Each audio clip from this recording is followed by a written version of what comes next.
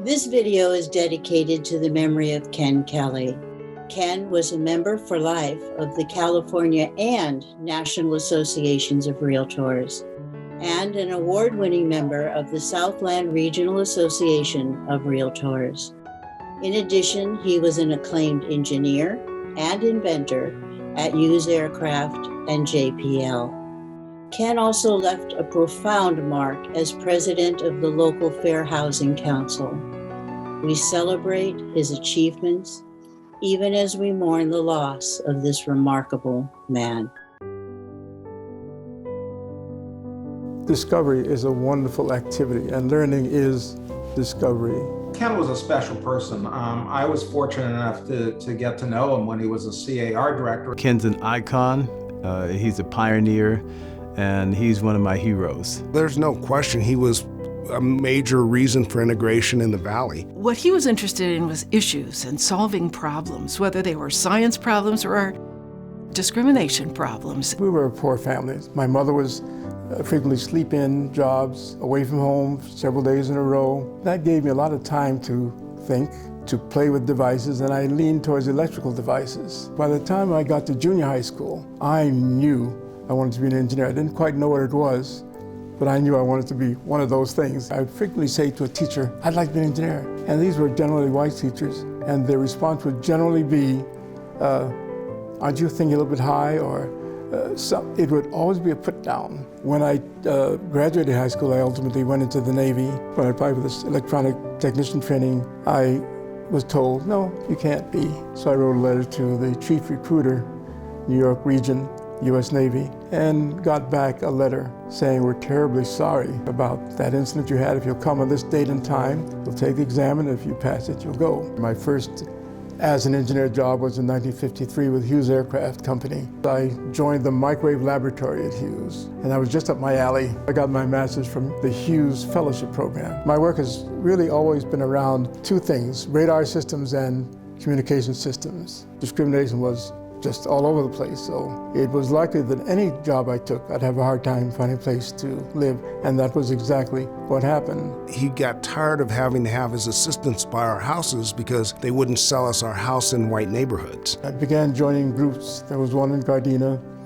We were working against discrimination in housing, particularly with regard to blacks, and that became a major interest for the next many years. When I came to the Valley in 1963, I joined our local Fair Housing Council, a large one, Fair Housing Council of San Fernando Valley, and with that group we did a lot of testing, demonstrating that discrimination was going on, and we also did a lot of talking to realtors and to others, builders. Ken was on the Equal Opportunity Committee of the National Association of Realtors. After a while we learned that you can go and talk to somebody till you're blue and you think you're getting through by your words, but they have their guard up. You can't do anything from outside. You must be inside any institution to affect it. When I got my first job in the Valley, in this White Valley, the instructor for Century 21 said something to the effect, well, you can go out there, but you won't get any business. In that Century 21, my first Century 21, I became the top broker. Beliefs make such a difference in one's life. I knew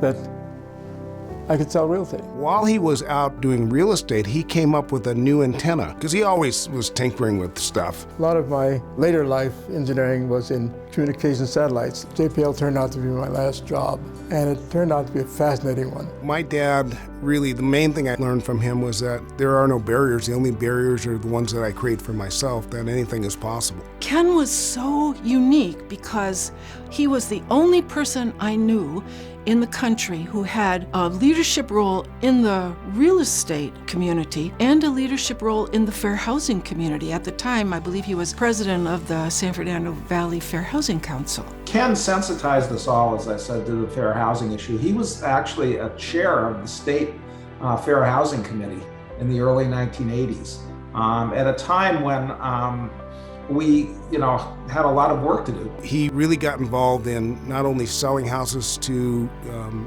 different minorities, but in areas that traditionally they weren't wanted. He was a realtor at a time when it was very difficult to be a black realtor in the San Fernando Valley, and he was a trailblazer. He had a major impact on dozens dozens of people in terms of their thinking.